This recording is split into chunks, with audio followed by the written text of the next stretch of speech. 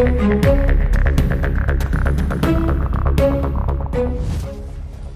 आप दोनों के साथ मिलकर ये देखने के लिए काम करूंगा कि क्या 1000 साल के बाद कश्मीर के संबंध में कोई समाधान निकाला जा सकता है।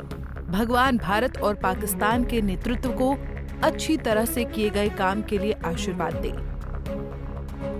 10 मई को जब अचानक से अमेरिकी राष्ट्रपति डोनाल्ड ट्रंप का एक पोस्ट वायरल होने लगा तो लगा कि अब भारत पाकिस्तान का संभावित युद्ध थम जाएगा, लेकिन ऐसा कुछ भी नहीं हुआ।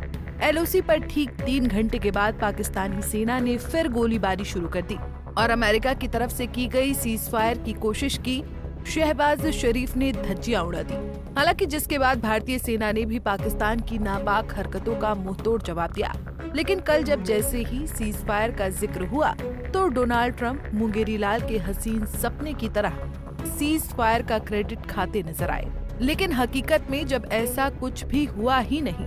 माने जब पाकिस्तान ने सीज फायर की आधिकारिक घोषणा के बाद भी अपनी नापाक हरकतों को जारी रखा और अपने अवैध ड्रोनों को भारतीय वायुसेना में भेजना जारी रखा, तो डोनाल्ड ट्रंप को क्रेडिट किस बात का दिया जाता।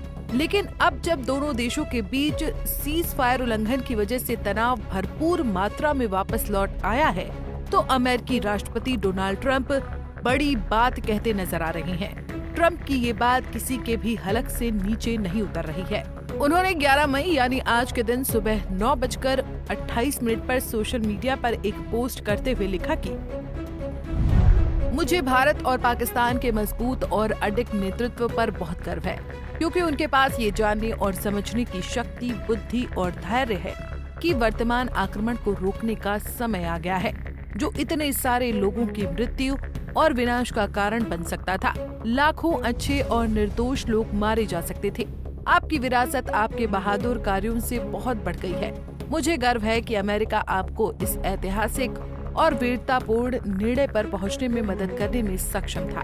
जबकि चर्चा भी नहीं हुई, मैं इन दोनों महान राष्ट्रों के साथ व्यापार को काफी हद तक बढ़ाने जा रहा हूं। इसके अतिरिक्त मैं आप दोनों के साथ मिलकर ये देखने के लिए काम करूंगा कि क्या 1000 साल के बाद कश्मीर के संबंध में कोई समाधान निकाला जा सकता है। भगवान भारत और पाकिस्तान के नेतृत्व को अच्छी तरह से किए गए काम के लिए आशीर्वाद दे। खैर, लास्ट में डोनाल्ड ट्रंप की तरफ से कही गई ये बात कि मैं भारत और पाकिस्तान के साथ मिलकर ये देखने के लिए काम करूंगा कि क्या 1000 साल के बाद कश्मीर के संबंध में कोई समाधान निकाला जा सकता है। मतलब डोनाल्ड ट्रंप कश्मीर का हल निकालने के लिए उत्सुक दिख रहे हैं। लेकिन ट्रंप कश्मीर पर क्या ही हल निकालेंगे। दुनिया जानती है कि जम्मू और कश्मीर भारत का अभिन्न अंग है, अटूट हिस्सा है और हमेशा रहेगा। दुनिया ये भी जानती है कि जम्मू कश्मीर के एक हिस्से पर पाकिस्तान ने कब्जा कर रखा है, जिसे अब दुनिया पाकिस्तान ऑक्यूपाइड कश्मीर कहती है और पाकिस्तान अपनी वाहवाही में इसे आजाद कश्मीर पुकारता है।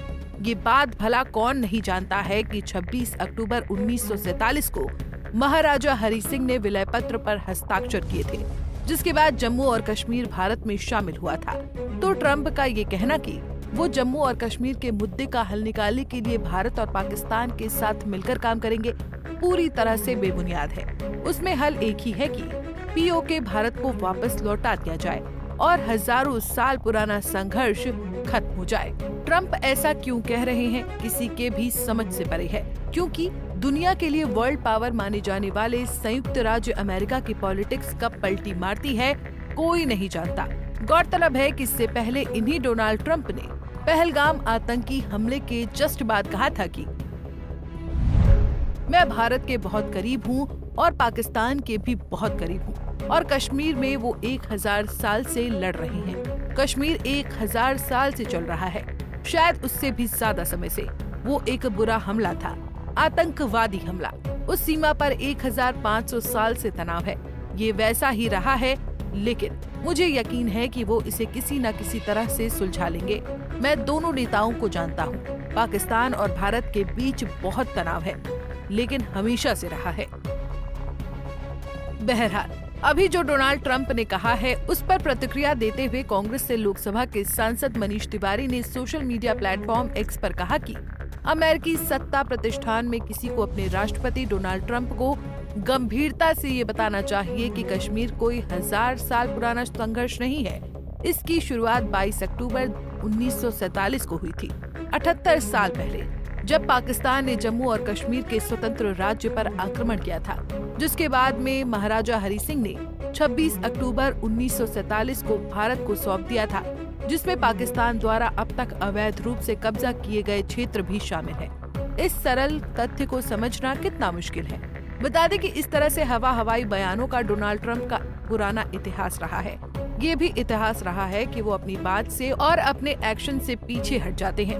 ट्रंप के राष्ट्रपति कार्यकाल के दौरान वॉशिंगटन पोस्ट जैसे प्रतिष्ठित संस्थानों ने ये ट्रैक किया कि उन्होंने झूठे या भ्रामक दावे किए। इससे उनकी विश्वसनीयता पर संदेह हुआ। ट्रंप कई बार एक ही विषय पर अलग अलग समय में विरोधाभासी बातें करते हैं, जिससे लोगों को लगता है कि वो अपनी सुविधा के अनुसार बयान बदलते हैं। वो कई बार गंभीर आरोप लगाते हैं, जैसे चुनाव चोरी होने का दावा बिना ठोस सबूत के। अदालतों में ऐसे दावे बार बार खारिज हुए हैं। ट्रंप अक्सर ऐसा बोलते हैं जिससे उनके समर्थकों में जोश भरता है, लेकिन वो बातें तर्क या तथ्यों पर कम, भावनाओं और उत्तेजना पर ज्यादा आधारित होती हैं। उनके आलोचक मानते हैं कि ट्रंप तथ्यों को तोड़ मरोड़ कर प्रस्तुत करते हैं ताकि वो अपने राजनीतिक एजेंडे को आगे बढ़ा सके, न कि सच्चाई बताने के लिए। ऐसे में ट्रंप कश्मीर मसले पर कितने कारगर साबित होंगे, अभी कुछ भी कह पाना मुश्किल है। Bureau report, Punjab Kesari TV.